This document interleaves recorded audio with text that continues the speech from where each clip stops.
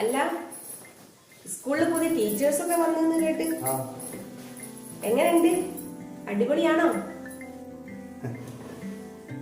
പറയാനുണ്ടോ? അടിപൊളി.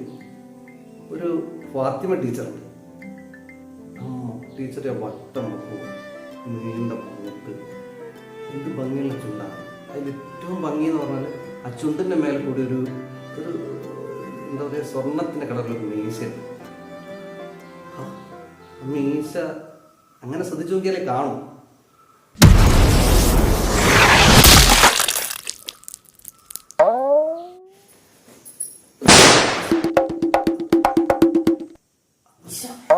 അല്ലല്ല, അങ്ങനത്തെ മീശയല്ല, അമ്മീശല്ല.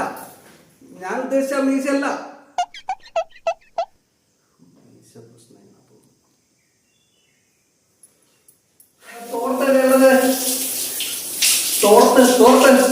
ഫാത്തിമേന്റെ മീശ കാണാം, തൂക്കിയുടെ തോർത്ത് കാണാൻ കഴിയില്ലല്ലേ?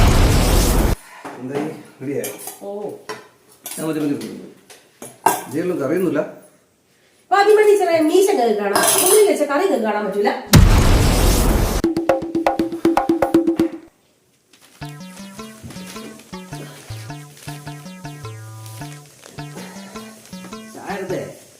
എന്റെ കണ്ണട എവിടെയുള്ളത്? കണ്ണങ്ങോട്ട് പിടിക്കുന്നില്ല. ഫാത്തിമ ടീച്ചറെ മീശ കാണല്ല മനുഷ്യ, തൊട്ടടുത്ത് വെക്കുന്ന കണ്ണട കണ്ടുകൂടല്ലേ? എന്താ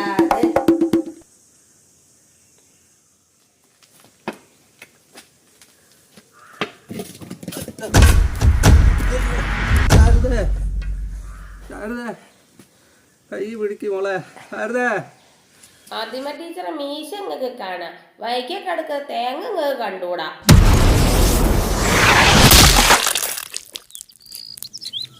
അങ്ങനെ പരലോകത്തെത്തി. എന്തൊരു സമാധാനമുണ്ട് ഇവിടെ.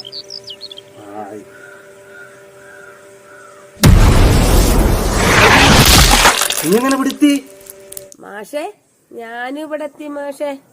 മാഷെ 16 തന്നെ, 16 അടിയന്തരത്തിന് സെൽഫി എടുക്കാൻ വേണ്ടി ആ പാറപ്പുറത്ത് കയറിയതേ ഓർമ്മയുള്ളൂ. അങ്ങനെ ഞാനും ഇവിടെ എത്തി. അങ്ങനെ തന്നെ കിട്ടണം.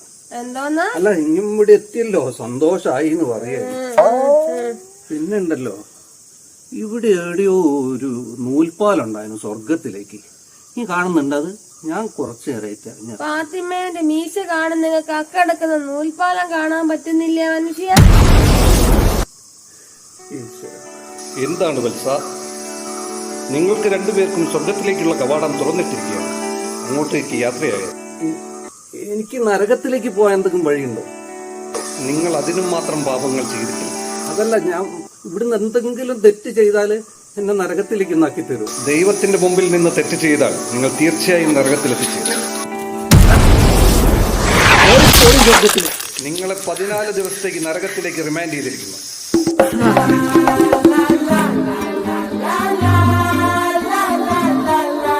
നീ എങ്കിലും നരകത്തിലെങ്കിലും ഒരു സമാധാനം ഉണ്ടാകുമായിരിക്കും. ഫാത്തിമേന്റെ